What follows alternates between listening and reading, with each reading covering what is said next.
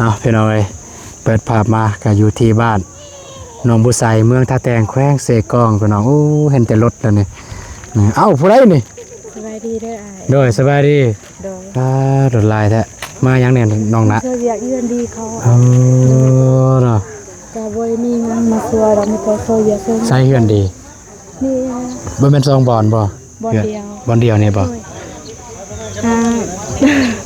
ขออนุญาตไปซื้อยาสูบว่าเขาใส่ไปซื้อยาสูบสูบยาวะเนี่ยบ่แม่นซื้อให้เขา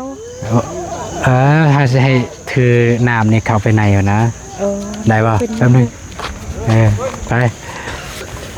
เอากับตักทายสวัสดีเด้อสวัสดีพ่อแม่พี่น้องหมดสุขสุขคนเด้อไปพี่น้องเลยนะจัดการเลยพี่น้องเลย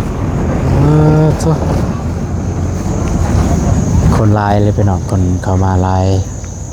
นี่รถซีเมนต์รถพี่น้องญาติพี่น้องเขาไอตุ้ยไปละชุบพุ่นไอตุ้ย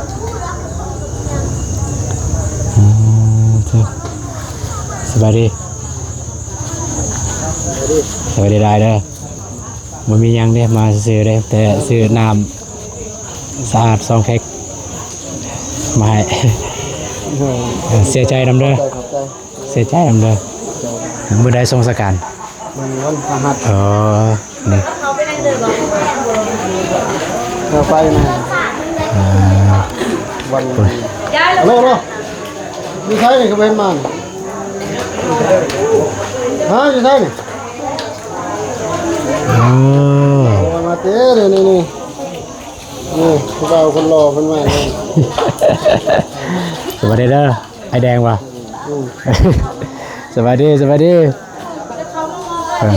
ไอแดงบอย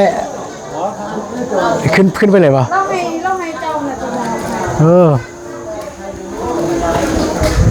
เดี๋ยวเราจะไปซื้อจะซูไปเข้าก่อนโดยไปสู้นี่สิมันเป็นทหารนะเป็นอะไรตัวที่เสียเนี่ยเป็นทหารเป็นสายไทยป่ะเนาะ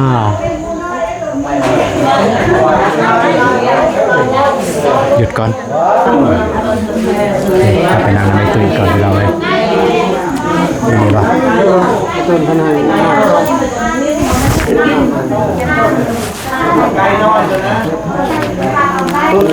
ฮะครับไอติใส่นี่เลยป่ะแล้วก็ร้อนอะไรเอาไปให้เพื่อนเอาให้เลยป่ะซอยไป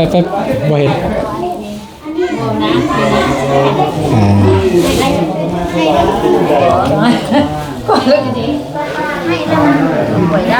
็นด้วยอยู่บ้านไทยดำ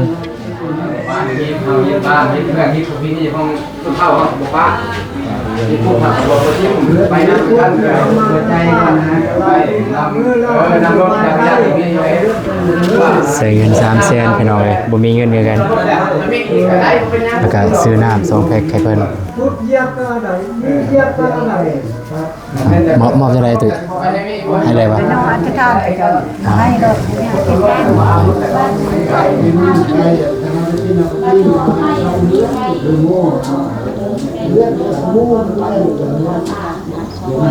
ปล่อยไก่น้อยไก่ยังยืดแต่ตัวนึงนะบอกไม่กันไก่ยังยืดแล้วคอยยังยืดแล้วคอยอยู่แล้วตัวสู้ยิ่งยากมันตัวเขาขาดเลยเป็นตัวสัตว์มาสัตว์ยังสัตว์ด้วยเป็นไก่เป็นกันเป็นเขาไม่มีเขาแต่คงดินย่านมันแต่ว่าแบบนี้ยังไงฮะข้าวบุญโอเคอันนี้ซองข้าวบุญเป็นเอาไงโอเคเสียดนแล้ววะเนี่ยเมื่อวันจันทร์กำลังว่าไปเรียนไปถนนเครื่องถ่าย ตอนเช้าก็มานี่นะมาเบิ่งเพิ่นแบบคือเพิ่นนอนนะแบบว่าแม่ตอนนั้นไปเรียกคนเขานึงว่าแต่เรียกคนมาประมาณชั่วโมง2 ชั่วโมงไปหอดนะอันนั้นไปกลางทางโทรมา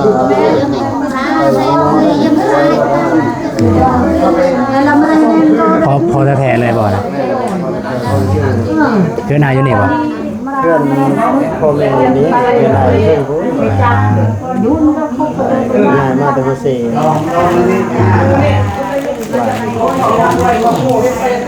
อยู่ภาษีก็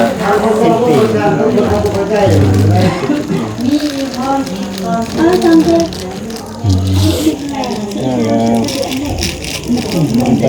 ่มองมันเกิดส่งกินต้องลอยใต้เลือดทางสมองไปเสียแล้วรถขับมาขี่รถทั้งหม้อไปหอดปากเสียมันมืดนะ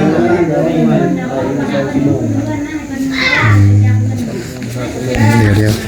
สี่เลย พี่สิได้นั่งคุยใส่ก็ได้ได้อยู่นะ ได้บ่ ได้อยู่จังหน่อยเพิ่นได้ยินแต่เสียงบ่ได้เห็นหน้า โอ้เป็นยังเนาะมันโหด ตาแดงเลยตื่นสำนัน ปกติไม่ได้นอนท่านได้นอนเลย บ่ทันได้นอนวะ บ้าน หาพักผ่อนได้เลยหาพักผ่อนได้นี่ก็คือซองบัตรแจ้งข่าวเป็นเอาไงมีเนื้อหาเนื้อในก็อยู่ในนี้ละเพิ่นอายุได้จักปีละ 76 ปีเหรอ 76 ปี 76 ปี อันนี้เป็นแม่เนาะแม่อ้ายบ่ แม่เลย ว่าได้เด้อแม่เด้อเอาซื้อตูนเอาตูนก็ได้ผู้ที่ไอ้ตูนเพชรเฮือนให้อยู่ห้วยดำได้ เสียใจนำเด้อแม่เด้อ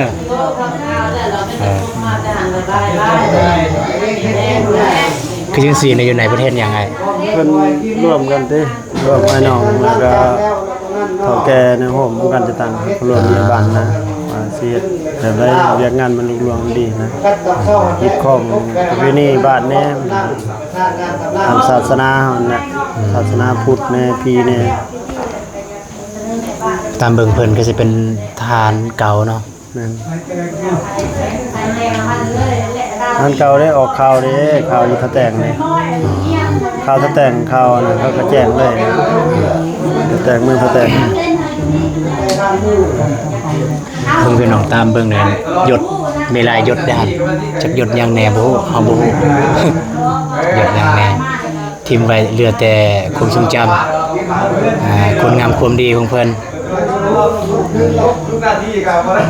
สิญาติพี่น้องเพิ่นมาเอิ้นพี่น้องเอ้ยก็น้องมามื้อนี้ก็อยู่นี่เลยบ่ บ่ สิจ่ายเงินเลย ไอ้แดงจะมาครับ บ่เป็นหยังจ่ายให้เลยก็ได้ เจอเงินอันนั้นเลยบ่ เป็นเงินโอนเลย เงินโอนบ่ เด้อ เงินโอนมันซี่น้ำอันนั้นดิเมีย แม่นตัวไอแดงส่งมาบ่ แม่น เท่านั้นแหละเดี๋ยวสิโอนใส่หันเลยก็ได้ เพราะว่าน้องก็สิได้ออกไปทางพุ่นอีก ไปใช้ทอง ไปบ้านปลาย ไปเบียด อีก ต่อบ่ แม่นอีกจักมื้อนี่จึงส่งสการ มืออื่น อื่น มื้ออื่นส่งสการแล้วก็มือวันอาทิตย์นะต่างบุญต่างของบุญนะตามศาสนามันนะ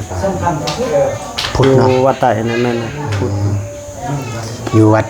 ท่าแตงเนี่ยบ่ แม่นแหละภาษาเนี่ย วัดท่าแตงใต้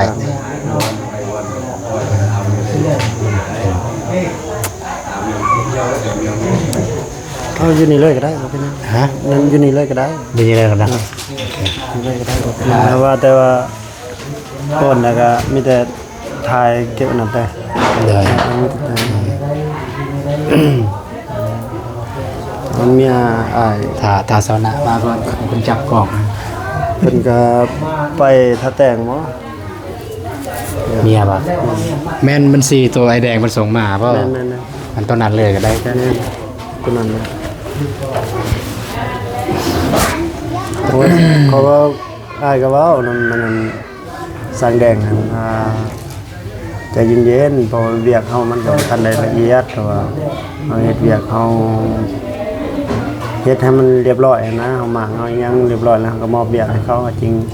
มอบเงินมอบคำหมายก็ว่านั้นนะ น้องก็ว่าคือสั่งคือกันแต่ว่าเห็นใจอยู่เพราะว่าแดงเพิ่นว่าอ้ายคือแบบพอสิให้ยังแบบจำเป็นเด้อยากใช้เงินเด้ก็เข้าใจอยู่เดี๋ยวแปลนแบบเนี่ยไปมางน้ำลังก็ได้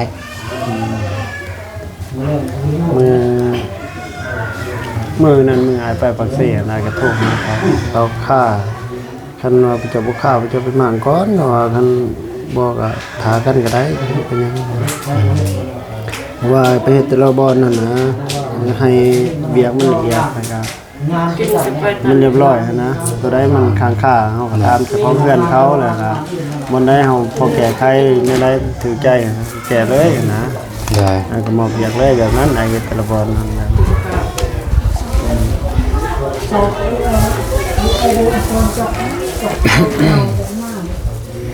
อันนี้ก็ญาติพี่น้องหมดแล้วเนาะ แม่พี่น้องว่า ญาติพี่น้องเพิ่น ว่าทายเขาในทายไปเบิ่งใน อาจจะทายอยู่ไหนบ่เป็นหยังยันเพิ่นบ่อนุญาตให้ทายบ่เป็นหยัง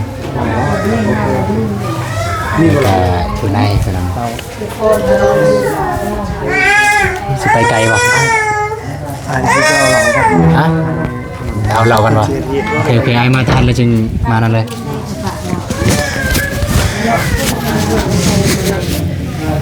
โอเคพี่น้องเนาะก็ประมาณนี้บ่อยากแจ้งแน่พี่น้องเนาะก็พออยู่ในเฮือนทางอันนี้คือแม่ของไอ้ตุ้ยเพิ่น อ้ายสิเก็บพัน สิเก็บผัก โดยอยากให้อ้ายไปเบิ่งสวนเลยปลูกบ่หลายปลูกมักตอกมักแตงนี่แหละก็เฮ็ดสวนผัก ว้า เลยสิผัก ได้แล้วบ่ได้อายสิไปพูนสิไปบ้านปลาไหล ได้อยากให้อ้ายไปก่อนเขาเดียวได้บ่สิลูกผักไปให้อ้าย ได้แล้วขอบใจเนาะเก็บเอาไว้กินซะ น้องกินก็อิ่มแล้วมันบ่หมดเลยอยากให้พวกอ้ายกินนะเพราะว่าอยากให้อ้ายกินก็แห้งนะอยากให้แบ่งให้ไอ้น้องแน่กับไอ้ตื้นแน่เพราะว่าน้องบ่มีหยังสิให้เด้มีแต่พวกอ้ายแต่ตอบแทนน้องบ่มีหยังก็เลยว่าอยากเอาผักมาให้ ได้แล้วขอบใจแต่กันมีลายลกมาให้นี่เป็นกินอยู่นี่เด้กันดีนี่กินผักมันมีซีนมีตอนเด้ ก็อยากให้อ้ายแบ่งอยากให้อ้ายปฏิเสธอ้ายก็มาคือเดียวก็เลยน้องว่าอยากให้ ยานมันสิเหี่ยวก็มันพออายสิไปไปไกล คันอ้ายเอาก็บ่ เอามื้อหน้าก่อนก็ได้น้องเฮ็ดงามๆเลิศเดี๋ยวมื้อหน้าก่อนสิลงมาเอา โดย น้องมาช่วยเวียกบ่ โดยก็มาช่วยเฮ็ดตามเฮ็ดใดนี่แหละ เฮ็ดหยังแน่ใดน้อง เก็บอันนั้นมาเฮ็ดใดก็ย่อพักย่อหยังช่วยเขา โอเคกันซั่นเนี่ย บ่เฮ็ดหลายดอกเองเฮ็ดได้ โอเคกันซั่นเนี่ยอยากให้น้องจับกองให้อายแหน่ โดย อายสิจ่ายเงินไอ้ตุ้ยให้เห็นเบิดเด้อเห็นบ่เห็นเบิดบ่ โดย อันนี้เราบ่ฮู้ตอนเพิ่นยังอยู่เห็นอยู่ไอ้แดงมันส่งมา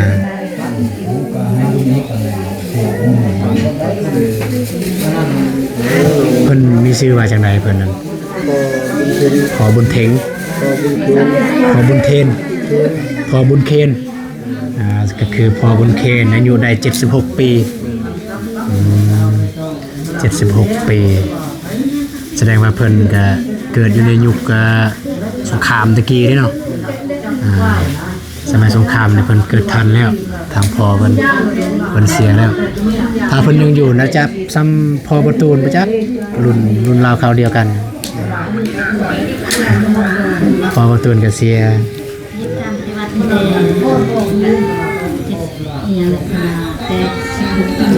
ตั้งแต่16 ปีโอ้เพิ่นเป็นทหารอยู่ไสตะกี้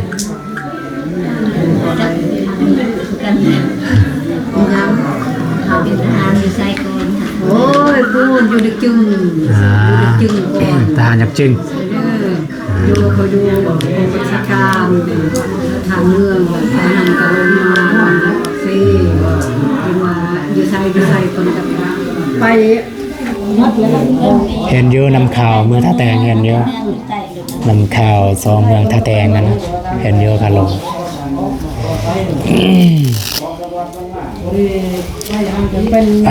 โอเคพี่น้องเนาะกันแต่ว่าสิจ่ายเงินให้ทางไอ้ตุ้ยเพิ่นเพื่อเพิ่นได้ใส่ใจนี่แหละ มีสัญญาณจ้ะ แล้วเก่า ราคาของน้อง พี่เรารับสัญญาณเครือข่ายกันนี่หมดเราราคาแล้วก็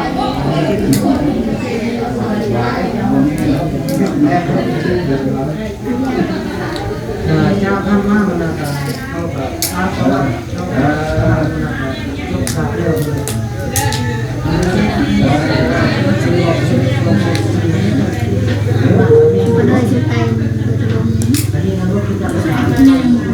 น้องมาผู้เดียวน้องบองมาบ่ได้ ส่วนน้องเพิ่นมาอยู่ว่ามาหาอ้ายว่าอ้ายเพิ่นว่าอยากมาอยู่แต่ว่าเพิ่นมาบ่ได้แม่เพิ่นว่ามาบ่ได้สิ น้องก็เลยมาผู้เดียว งานนี้เนาะ มาถ้ามีที่มาก็เบาเจ็บแต่เบาเจ็บเพิ่นฟ้าวว่าอยากไปทางนั้นก็เลยเพิ่นบ่มาน้องมาทางนี้ บ่โกได้เลยมา บ่โกบ่จังว่าบ่โกบ่เห็นมีการเคลื่อนไหว พี่น้อง พี่น้องบ่โก เลี้ยงคอเพิ่นมาเมื่อเช้า อ่า เมื่อวานพอเพิ่นกับลูกเพิ่นมา โอเคอ่านนะคืออ่านมีบ่นำอ้ายคือว่าไอ้แดงทรงน้ำกลุ่มเมื่อกี้นี่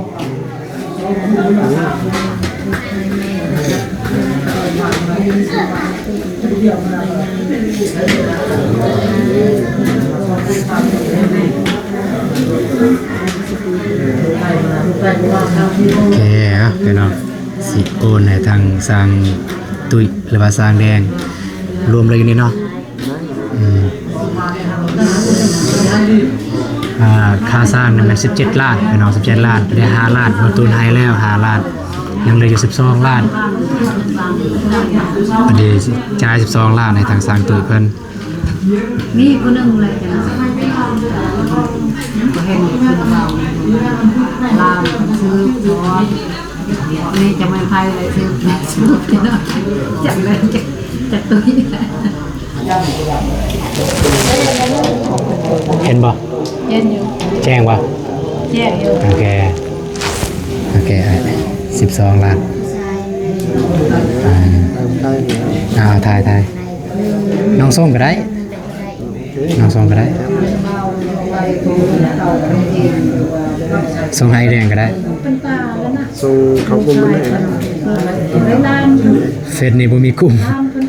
ตัวต่างกันเด้ นั่นแหละเฟซนี่บ่มีเฟซหนึ่งแต่ว่าส่งอยู่ในเดี๋ยวจะน้อยจะส่งในกลุ่มก็ได้12 ล้าน น้อยๆสมนักไม่กินอย่าง แต่ว่าตั้งแต่อายมาแต่บ้านนอกว่าเนาะเพิ่นเสียแม่นบ่ แม่นนะมื้อ มาทานแล้วเสียเลย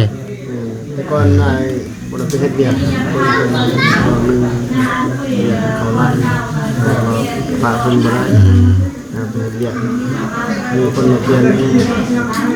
ใส่ก็มาแต่ประจำการอยู่ลืมพัน แม่นคนเดียวกันบ่กับคนที่น้องเห็นแบบน้องมีเพื่อนเฟซกับคนบ้านเลยนะเพิ่นลงชื่อลำพันธ์ ลำพันธ์ลำขับรถ ผู้หญิงนะเพิ่นเฟซแม่นเพิ่นลงแล้วบ่ล่ะพอเฒ่าเสียเพิ่นว่า ลำพันธ์ร้าน ลานายบ่เห็นเยอะ พันซานั่งรับกันได้เงินค่ะ นั่นไงบ่ บอกเพิ่นได้เนาะ เป็นน้องกับอ้ายให้น้องคิงเลย ฝากลูก อ๋อ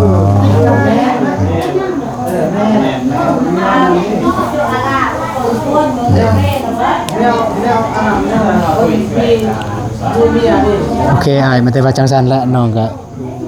บ่ได้ซอยเวียกงานอายเด้ มองไปท่าเอง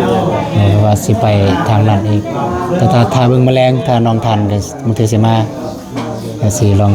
ถามเบาเจ็บเพิ่นว่าสิว่าจังไดตอนแรกมีเวียกหยังแน่ตอนแรก ก็ไม่มีนั่งเรียนทุกคนนี่ เพราะว่าน้องก็น้องทำแบบนี้น้องบ่เคยได้แบบพวกน้องบ่ได้เป็นแบบนี้นะ เอาหาพวกว่ากินประมาณ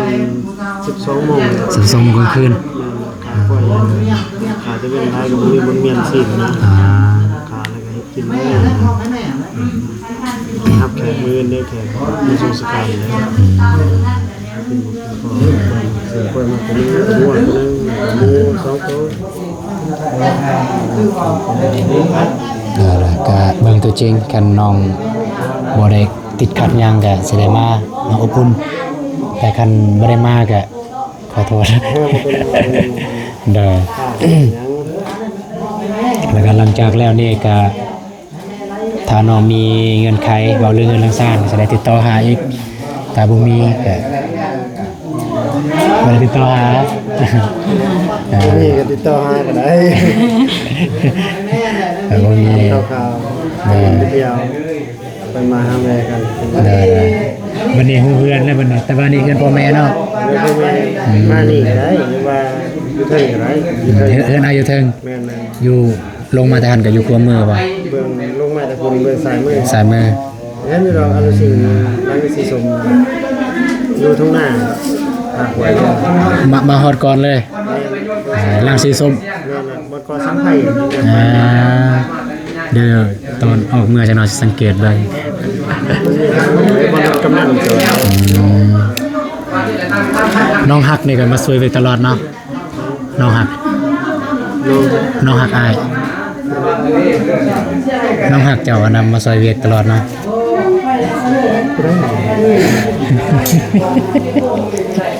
โอ้มาเป็นงามเป็นช่วง มาเป็นช่วง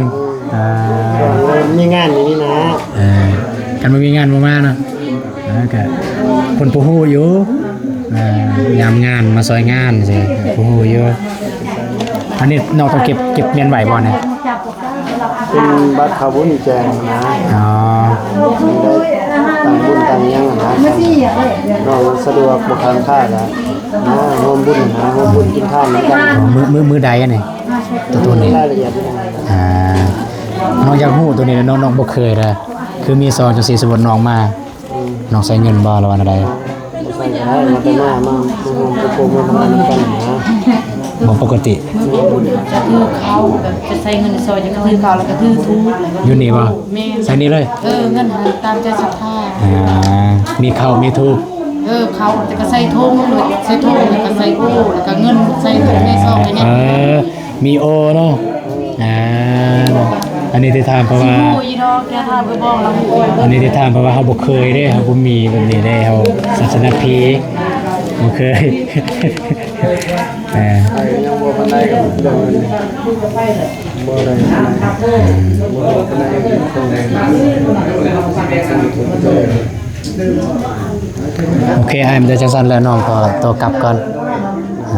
ก็สู้ๆนะ สู้ๆคนเฮาก็มีเกิดมีแก่มีเจ็บมีตายเป็นธรรมดานะ ต้องอาชีพเหรอ โอเคเดี๋ยวน้องกลับก่อนนะโอเคขอบใจสาวงาม เด้อ ขอบใจเด้อ เด้อ เดี๋ยวอันน่ะพักเจ้าเดี๋ยวมืออื่นมือฮือก่อนให้ลงมาแล้วสิมาเอายินบ่ เด้อ เขากินหนัก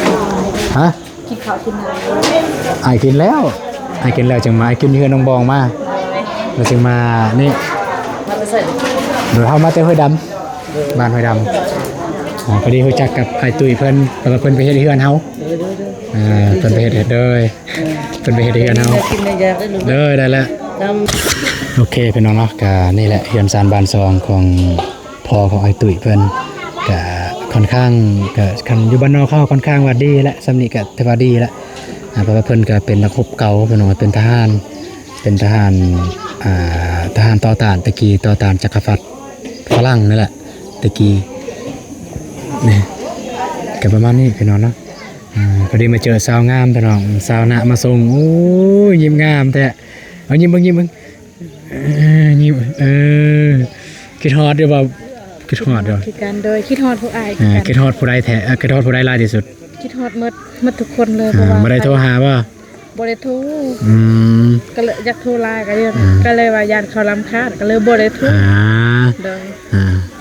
โอเคมันแต่อายสิกลับก่อนเด้อ โดย ฝากน้องช่วยเวียกเพิ่นเด้อ ก็ช่วยอยู่อาย ช่วยตลอดบ่ โดยมื้ออื่นนี่ยังสิได้บวชเขาให้บวชโดย น้องบวชบ่ บวชตอนที่ พี่น้องน้องบ่ ฮะ น้องพี่น้องบ่ บ่แม่นพี่น้องแต่ว่าเขาต้องการอยากให้บวชอยากให้บุคคลบวชได้หลายนะ อ่า ตอนพี่เมย์เราเสียน้องก็บวชคือกัน บวชโกนหัวเลย บ่ได้บวชแบบ เป็นแม่ขาว แบบแล้วก็ซิกกัน เป็นแม่ขาวเนี่ย โดยแบบบวชจูงลูก อืม บวชมื้ออื่น โอเคเอ้าให้กลับก่อนเด้อ โดย อาจจะได้เดินทางต่อโดยขอบใจหลายๆมีหยังแล้วก็เบิ่งสวยเพิ่นเด้อ โดย ไปกลับกันบ๊ายบาย โดย คันอายบ่เข้าใจตัวนี้ขอยสิอธิบายได้นี้ โอเคพี่น้องเลยกับประตูนก็จะได้เดินทางต่อพี่น้องเนาะก็หลังจากที่มาหาทางไอตุยเพิ่นก็ไอตุยก็เบิ่งเป็นคนแบบเข้มแข็งอยู่ได้แต่ว่าก็เบิ่งก็บ่ว่าแต่ภัยหรอกคนที่เฮาฮักจากไปบ่มีภัยเข้มแข็งตลอดไปได้หรอกเพิ่นก็น้ำตาสีหน้าหรือว่าหน่วยตาเป็นแดงๆเนาะโอเคพี่น้องสำหรับคลิปนี้บอตูนก็สิขอจบคลิปไปทีเดียวก่อนเนาะก็โดนหมดก็ถ้าผิดพลาดประการใดวาจาใดภาพใดบ่ถือบ่ตองหรือว่าบ่เหมาะบ่สม บอตูนก็ขอโทษขออภัยนำเวลาเด้อพ่อแม่พี่น้องเด้อเอ้ามันจะมาพอกันใหม่สำหรับคลิปนี้ขอกล่าวคำว่าสบายดีเด้อพี่น้องเด้อไปเจอกันในคลิปต่อไป